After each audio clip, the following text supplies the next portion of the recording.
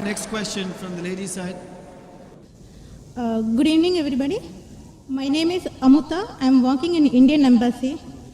So I have a lot of questions, but for time being, I'm saying little bit questions. So in Islam, why there is no caste system? Yes, sister. Okay, my second question is Sister, ask the first question. After I reply, then you can ask the second question. Okay, fine. Give me the answer. Sister asked the question, why in Islam there's no caste system? Because in Islam we believe that all the human beings are equal, unlike in Hinduism. Quran says in Surah Hujurat, chapter 49, verse number 13, Ya ayyuhan nasu inna khalaqnakum min zakarin wa unsa wa ja'alnakum shu'uban wa qaba'ila lita'arafu inna akramakum indallahi atqakum inna Allaha alimun khabir. O humankind, we have created you from a single pair of male and female and have divided you into nations and tribes so that you shall recognize each other, not you shall despise each other. And the most honored in the sight of Allah subhanahu wa ta'ala is the person who has taqwa. The criteria for judgment in the sight of Almighty God for a human being to be superior to the other human being, it's not sex, it's not caste, it's not color, it's not wealth, it's not age, but it is taqwa, it is God consciousness, it is piety, it is righteousness. The only way one human being can be superior to the other human being, it's not by wealth, it's not by age, it's not by sex, but it is by piety, it is by God consciousness, it's by righteousness. Unlike Hinduism, when we read the Vedas, it's mentioned that Almighty God, He created the Brahmin class, the learned class from the head. That's the first caste. Then He created the warrior class, the Kshatriyas, from the chest.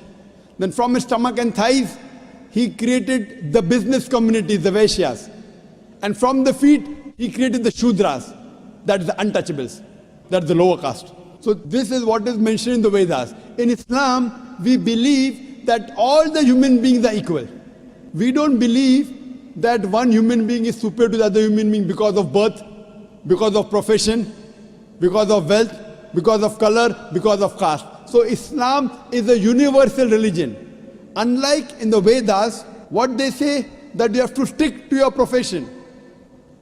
Because it was mainly controlled by the Brahmins, which is again small percentage, minute percentage. And they say that if you're born as a Shudra, you remain a Shudra, you serve the Brahmin, next life maybe you may become a better person. No, this is all ideology. So that, they want to keep the low person will remain low, and the rich and the top people remain top. In Islam, we believe in equality. And Islam is a religion for all the human beings. That is the reason Islam is against caste system. Hope that answers the question, sister. Okay, sir, I have one more doubt. So why you are saying the Muslim is Sayyid Muslim or Sunni Muslim or Shia? So what is that? Sister said that why am I saying Sayyid Muslim and Shia Muslim Sunni? I never said Sayyid Muslim, Shia. Muslim is the one who submits his will to Almighty God. In Islam, there is no sect. Allah says in the Quran in Surah Al-Imran chapter 3 verse number 103, وَاتَصِمُوا بِحَبْلِ اللَّهِ جَمِيعًا وَلَا تَفَرَّقُوا. Hold to the rope of Allah strongly and be not divided. There is no Sayyid Muslim and Sunni or this. Yes, the family. Fine, you may belong to a family. You may belong to a Sheikh family. You may belong to Sayyid family. To know your roots, that does not mean a person is superior. A Khan is superior to a Sheikh or a Sayyid. No. It is belonging to your roots. Like how you may come from some family so that you have come from particular land or particular area. If you have come from Konkan region. So this is family background. It doesn't mean one person is superior to the other. The only way one human being can be superior to the other human being is by piety, is by righteousness, is by God consciousness. Hope that answers the question, sister. Okay, second question. Why in Islam, in marriages, no horoscope is seen? Sister asked the question that why in Islam, during marriages, no horoscope is seen. Because, sister, we don't believe in horoscope.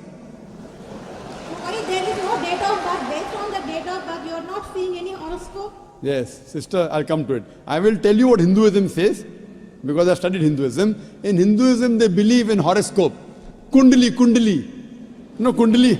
Yeah, I know. It's called Kundli. Yes, you know, sister. When Kundli, you tell your date of birth, then they say that this sun was there, and this Shagun, and this Grahan came.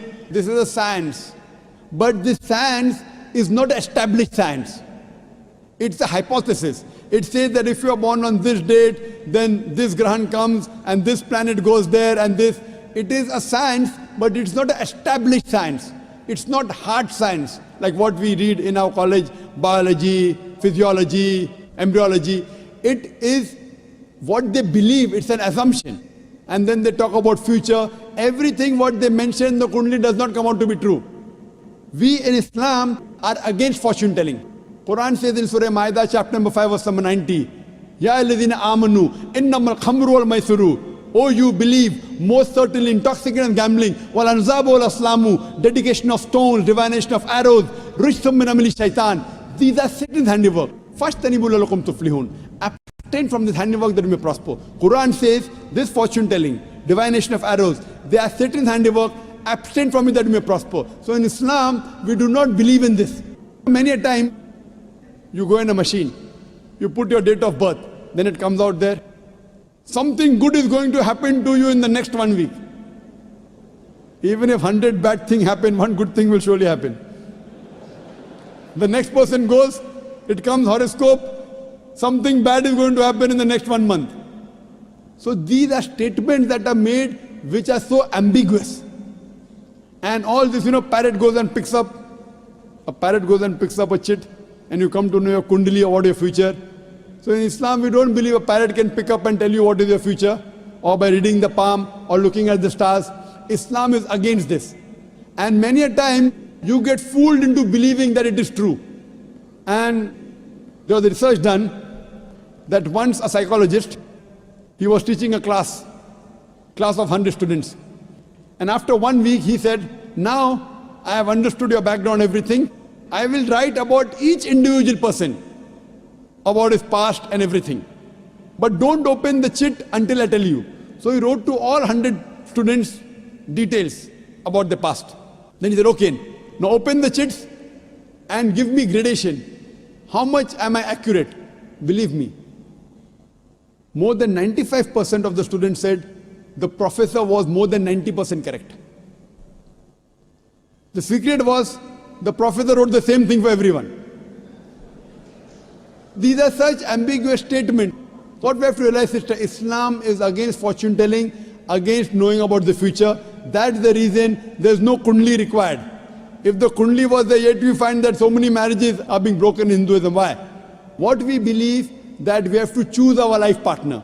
And our beloved Prophet Muhammad Sallallahu Alaihi Wasallam said, it's mentioned in Sahih Hadith, that whenever you choose your life partner, you look for 4 things. Beauty, wealth, nobility, and virtue. The best is virtue. The best to choose from a life partner is a virtuous life partner, not kundali. Whether born in October, September doesn't make a difference. The virtue should match. That is the reason a woman in Islam, sister, is called as a muhsana. Muhsana in Arabic means a fortress against the devil. In other religions, including Hinduism, the woman is referred as an instrument of a devil. In Quran, the woman is referred as a muhsana. In Arabic, it means a fortress against the devil. So if you marry a virtuous woman, inshallah, she will prevent the husband from going in the wrong track. Hope that answers the question, sister. Okay, thank you. Shall I ask the third question? Sister, let's give a chance. When the chance comes to you, you can answer. Okay, thank no problem. So you can stand there. We'll ask the other non-Muslims. We'll allow them to give a question. If any other non-Muslims come, give them a chance, then you can ask sisters, so that we give everyone equal opportunity.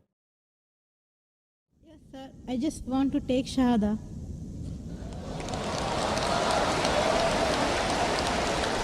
MashaAllah. The sister who asked the question earlier, and I believe you're a Hindu sister? Yeah, I'm Hindu. Yes, the sister who asked the earlier question, MashaAllah, Allah gave her hidayat and she wants to accept Islam. I want to ask you, sister, do you believe there is one God? Yeah, I believe in Do you one God. believe that Almighty God has got no images? Yes, sir, I believe. Yes, and you believe that there's no one to worship besides Allah? Means? Do you believe that there's no God but Allah? Yeah, I believe Allah is the Do you believe Prophet Muhammad is the last and final messenger of this God? Yes, I believe. Inshallah, I'll say in Arabic and you repeat it, sister. Ashhadu I'll say in Arabic and repeat it, sister, slowly. Okay. Ashhadu Hashadu Allah Allah ilaha ilaha illallah illallah wa ashhadu washadu anna anna Muhammadan Muhammadan abduhu abdu wa rasuluhu. wa Wa rasuluhu. wa rasulu. MashaAllah, sister.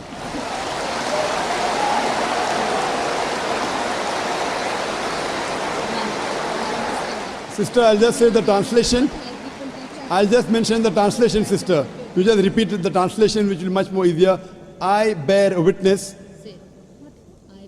I bear witness I bear witness that that there is no God there is no God but Allah, but Allah and Prophet Muhammad and Prophet Muhammad is is the messenger the messenger and servant of Almighty God. and Servant of Almighty God. servant of Almighty God. MashaAllah, sister. You are a Muslim. May Allah subhanahu reward you. And may Allah grant you Jannah. And sister, as I mentioned earlier, if you have any question, any queries, please don't feel shy. You can contact the local organizations here. If you have any questions, you can even send an email to our organization, islam@irf.net.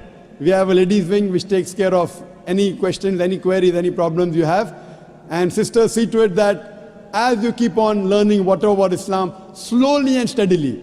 Main thing is Iman, believing. The practice keeps on coming slowly and steadily. Whatever you learn, you can ask questions, you can keep on following, and slowly, inshallah, you can keep on following all the trends of Islam. Thank you very much, sister. Sir, is there any organization which can teach me how to pray, how to do all the things? I'm sure there is an organization, Darul Bir. The organization I know in Dubai, Darul Bir. I'm sure there are lady organizations, and I think there's Sister Yasmin, who is the wife of my friend Brother Najmuddin. Surely Sister Yasmin will be somewhere in the ladies wing. They have a ladies organization. You can contact the volunteer, and inshallah they'll help you out in teaching you how to pray, how to offer salah, and the other aspects of Islam. Thank you, sister.